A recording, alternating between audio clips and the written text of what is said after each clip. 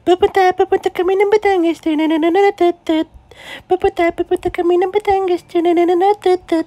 Ito na ang intro ko. Poo!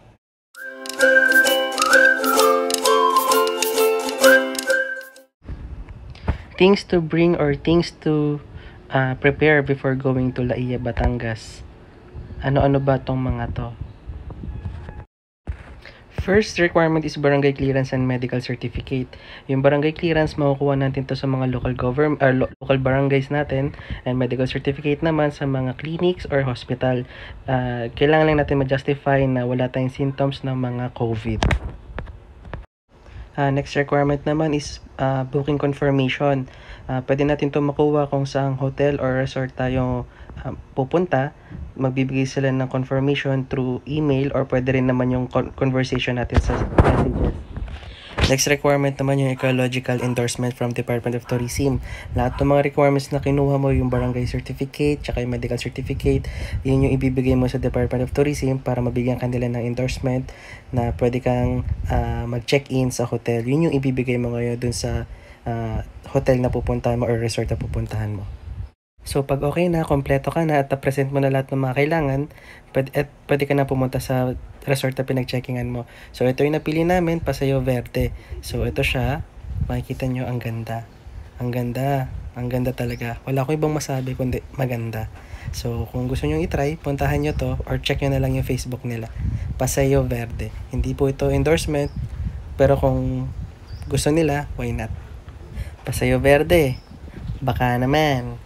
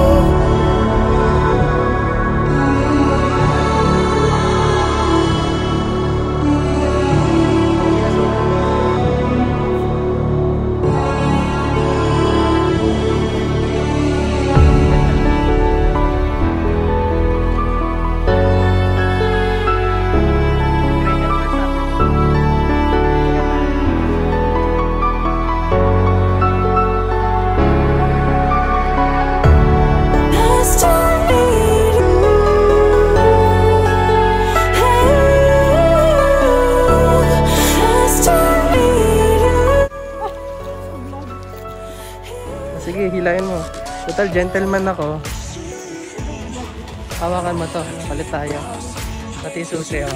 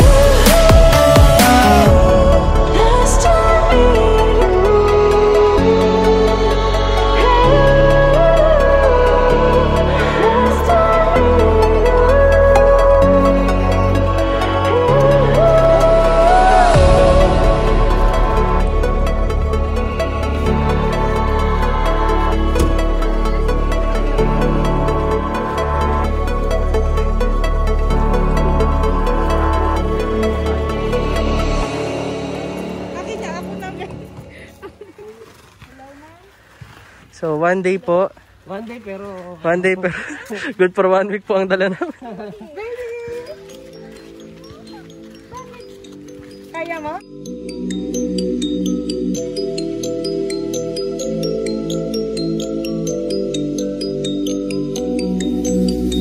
I just wanna feel free, and I just wanna be me. Yeah, I just wanna go so crazy. I just wanna be a freak. Yeah, I just wanna rise to the top. Yeah, I just wanna go reach the peak. So I've been really well focused on success. Hey, y'all will see. Yeah, you won't see that I will get it. Cause I'm really focused, man. I make it with the rap and I just follow my path. I just follow my passion. To me, this is what's precious. Yeah, in my soul, man, I can feel it. So every single verse, man, I just gotta go and kill it, man. I gotta be the kid. I could be the guy taking you wild. I could be the villain, but that is okay. Lately, I'm painting my path on my way. Yeah, I got no time that I can waste. So I've been sitting in the space. Yeah, making runs every day, man. You know that I go insane. Yeah, I hit you with a bullet to the brain. Let us stop first, cause we going and going insane.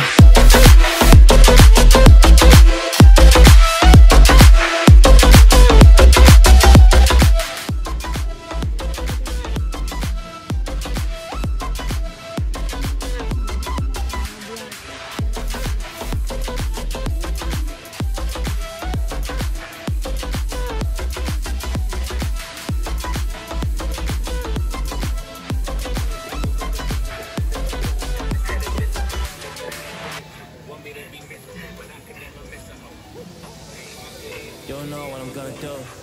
You don't know what is next. And I'm loving the fact, truly it's making me blessed. Cause I work on my team, no snakes in the grass. And we have the trust in the wind because of the work that we So, did. ganito yung mga cottage sa kanila. So, may mga kompleto ang gamit. Oh, may batang nag-iihaw.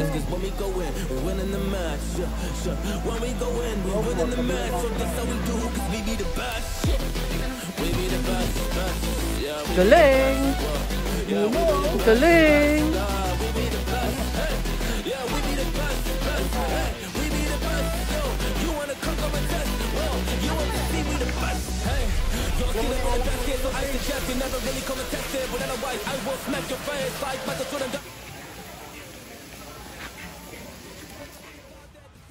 Good morning. So, time check. It's 6 a.m.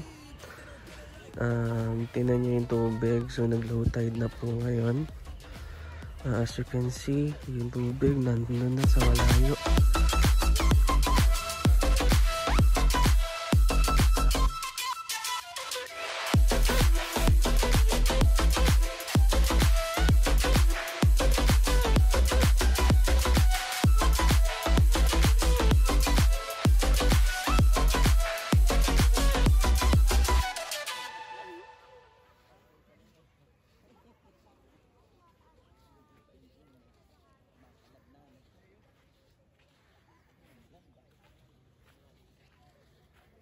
Mr. Sun.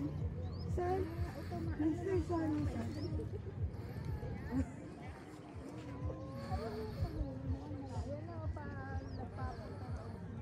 Palabas na yung araw. Hanggang dito na lang po ang aking vlog. Thanks for watching. Please don't forget to like and subscribe. If you have questions, comment down below. Thank you.